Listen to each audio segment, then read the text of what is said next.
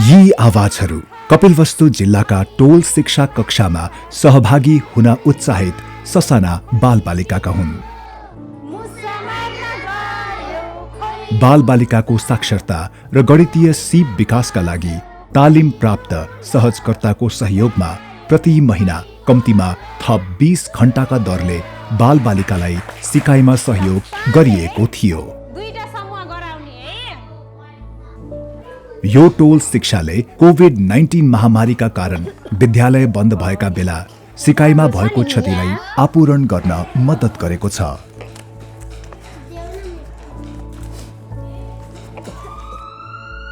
नेपालमा कोभिड-19 को पहिलो घटना जनवरी 2020 मा देखा परेदेखि बन्दाबन्दी घोषणा भएको थियो। कोभिडकै कारण विद्यालय र शैक्षिक संस्थाहरू समेत बारम्बार बन्द हुँदा करिब 80 लाख विद्यार्थीको पठन पाठन अवरुद्ध भएको थियो।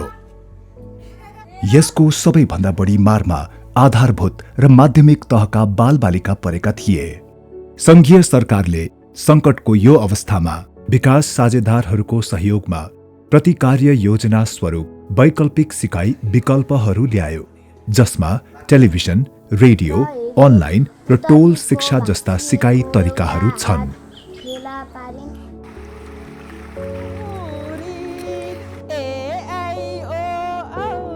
टोल कक्षा नै हामीले निर्विकल्पको रूपमा देखेका थियौँ, किनकि नेटवर्कको कारणले विभिन्न किसिमका अनलाइन कक्षाहरू सञ्चालन गर्न नसकिने। अब यो बैतडी जिल्ला यो भारतको प्रत्यक्ष बोर्डरसँग जोडिएको हुनाले कोभिड-19 को अत्यधिक जोखिममा रहेको हुनाले जसका कारणले विद्यालयको क्षेत्रमा एकदमै क्षति भएको थियो र साना बालबालिकाहरूमा खास गरी एउटा मनोवैज्ञानिक त्रासका साथै विद्यालय र त्यो कोभिड-19 को सङ्क्रमणले त्रसित मानसिकतामा यो टोल कक्षाले त्यो साना बालबालिकाहरूको सिकाइमा अति नै महत्त्वपूर्ण भूमिका खेलेको छ र विद्यार्थीहरूमा खास गरी लामो समय विद्यार्थीसँग ग्याप रहेको हुनाले त्यो अवस्थालाई यो टोल शिक्षाले एउटा पुलको रूपमा काम गरेर विद्यालय शिक्षा र विद्यार्थीहरूको सिकाइलाई निरन्तरता गर्न महत्त्वपूर्ण भूमिका खेलेको छ। कक्षा ECD देखि 3 सम्मका बालबालिकाको पठन र गणित सिप अभ्यासका लागि विद्यालयमै नियमित कक्षा सञ्चालन हुनुभन्दा अघि वा पछि अभिभावकहरूले आफ्नो बालबालिकालाई टोल शिक्षा कक्षामा ल्याउने गरेका छन्।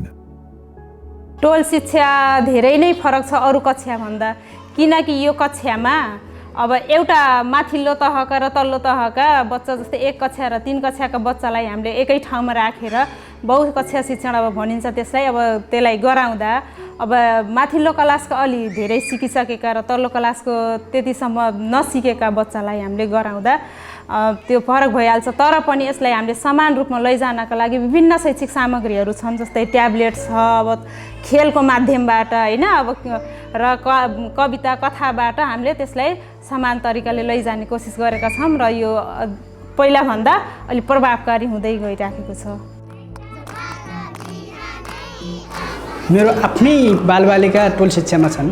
मेरो बालबालिकाहरू संस्थागत विद्यालयमा अध्ययन गर्थे। पहिला विभिन्न शैक्षिक सामग्रीहरूको प्रयोग खेलका माध्यमबाट अध्यापन गराइने, विभिन्न गीतका माध्यमबाट खेलका माध्यमबाट अध्यापन गराइने भएकाले मैले पनि ती बालबालिकाहरूलाई टोल कक्षामा समावेश गरेको छु।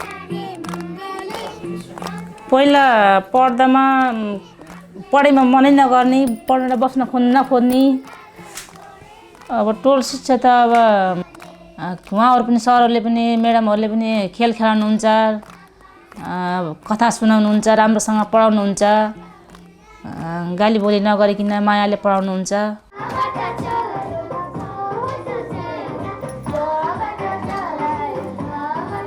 शिक्षकले रमाइलो र सुधारात्मक तवरबाट बालबालिकालाई सिकाइमा सक्रिय गराउने तरिकाहरू, बहुकक्षा बहुस्तरको शिक्षण विधि साथै रचनात्मक मूल्याङ्कन प्रविधिको उपयोग विषयमा तालिम प्राप्त गरेका थिए। टोल शिक्षा कार्यक्रम मार्फत बालबालिकाको सिकाइलाई निरन्तरता दिन शिक्षकहरूले अतिरिक्त सिकाइ स्रोत सामग्री, गीत, कविता, खेल, श्रव्य दृश्य स्रोत र सामग्रीको पनि प्रयोग गरेका थिए।